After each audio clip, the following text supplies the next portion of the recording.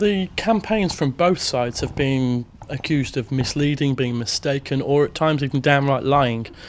The last night's debate was even more of that. Is there anything left the Leave campaign have that hasn't been totally debunked? I don't think any of our statements have been very effectively debunked. I think what we're saying is very clear. The EU is, I think, moving in the wrong direction for this country. If we vote Leave and take back control tomorrow, it's a great opportunity for us. At the moment, we can't do free trade deals with countries around the world that we might otherwise be able, because we're locked into the EU system. We can't control our immigration system because of Brussels rules.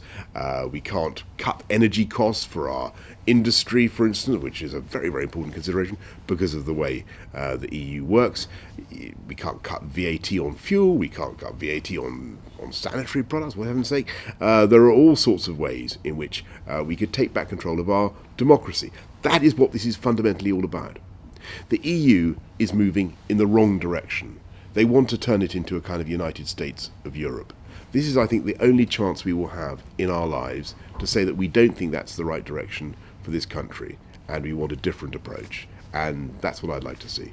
So a lot of what you've said there is consistent with what you've said from the beginning, but for the 10 to 15% of voters in this area who haven't made their minds up, is there anything different, or what can you say? Well, what I would just say is to everybody who is currently making their minds up and just thinking about it, I believe that voting Leave tomorrow is the safe and sensible thing to do, because it won't come round again. This is our last chance, I think, certainly probably in my lifetime, to get out of a federalist system that is getting more and more centralised and less democratic.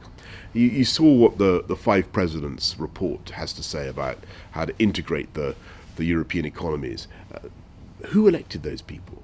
Nobody knows very few people can recite their names. But they have more power. If we stay in, they will have more power over the future direction of this country than most members of the cabinet. I don't think that's the right thing for this country. I think we should be out of it. We should be very friendly with our European partners. We should be trading with them more than ever before. Why not? But we should be participating on an intergovernmental basis. That's the way forward. And speaking of that, the phrase you use, taking back control, is a phrase that's been used or overused quite a bit of late. What does it actually mean anymore to the viewer? What it means is that you, at an election, have the ability to sack or to vote for the people who really make the decisions.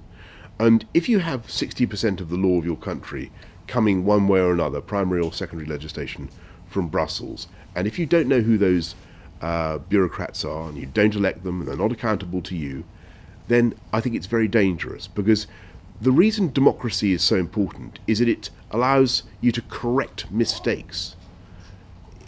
It's error correction. If you have an unelected elite endlessly going down the wrong direction, then there's nothing you can do to kick them out. And the euro is a classic example of that.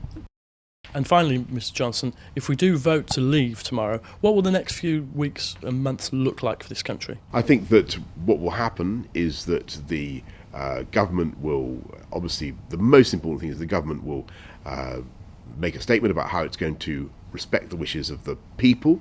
There will be a communication with our European friends and partners about how we propose to proceed, and I think there will be various things that we will do. I mean, obviously, this is a matter for the government, not for our campaign, but you'd have to look at amending the European Communities Act.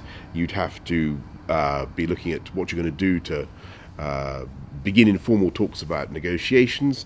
You'd have to begin work on the Australian-style points-based system for immigration, and you'd have to consider what you're going to do with the money that you get back. I was very interested that the head of the German CBI today said that whatever happens, there's going to be complete free trade with Britain. I don't know, you saw what he had to say, and he's right. I mean, they export, I think, 820,000 cars a year to this country. It's massively in their interest to do that.